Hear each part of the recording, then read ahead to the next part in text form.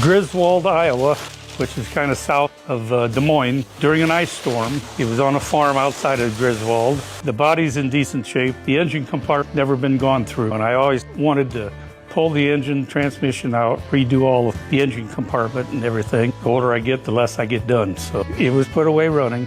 I did just put a new battery because I know the battery was no good. Thank you so much for the opportunity. We're so excited to do it. Well, I really appreciate it. I'm glad my daughter got a hold of you. I think in the long run, she wants this for a Christmas present someday. So she had some alternative motive. Yeah, I think so. Ulterior motive. I want to take a second to ask the question of the video, so leave your answers in the comments below. This was a bucket list car for us to get on the channel for you guys. If there was another car that you could see us film and make a detailing video on, what would it be and why? We're always searching for stuff and we're always curious what you guys would like to see, so let us know down below. Out of curiosity, this is just for my own personal wondering, what is the reason that you watch our videos? I enjoy making them because I love making entertaining stuff and helping people who have anxiety, mental health issues, OCD, but I also like watching satisfying stuff to fall asleep at night myself, like that one guy who fixes and takes care of cows' hooves. But I'm just curious, why do you watch our videos? We just finished the pre-wash on this GTO and the paint is already looking way, way better, but now we have to check out the engine bay. This is a 6.6 liter, 400 cubic inch V8 that had 300 horsepower back in the day. Now in 71, I know that they had some restrictions going with these cars, so this is actually down on power from previous models. And I know that this isn't the big block out of the Judge, which is a 455 high output motor. But what other differences besides that were there between the two cars? If you could let us know down below, I'd love to learn more about it.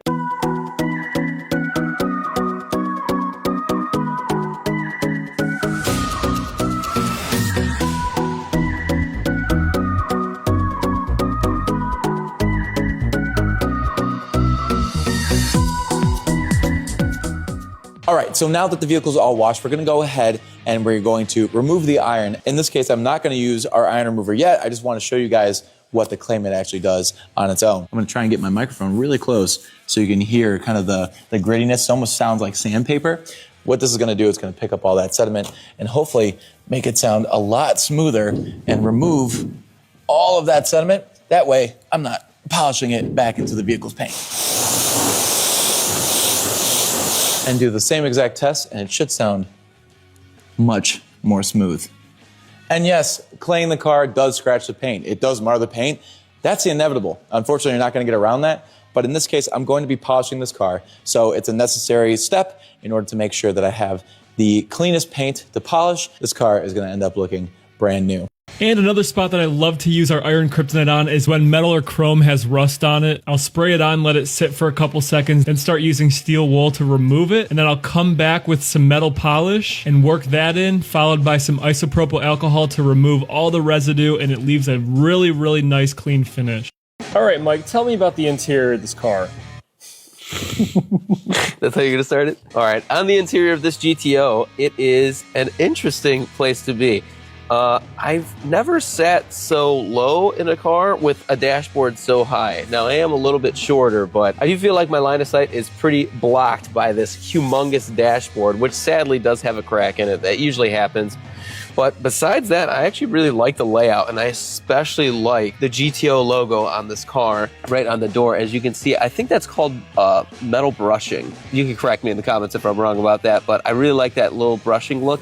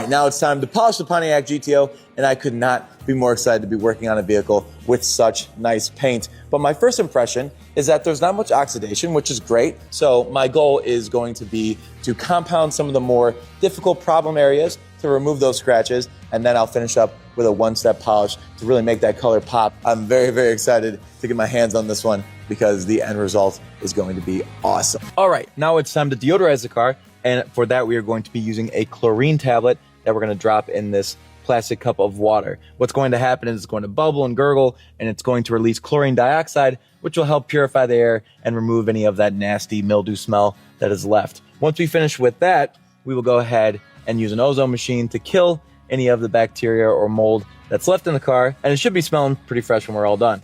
The Pontiac GTO is all finished. It looks beautiful, and now it's time to try and get it running.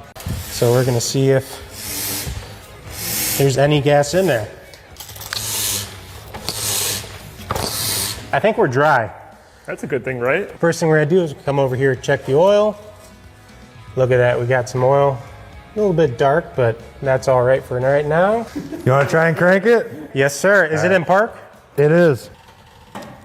Just nothing. Nothing? Not even a click? Oh, look at that. Okay, that's all right. Yeah. Sweet. Looks like it's a grounding issue.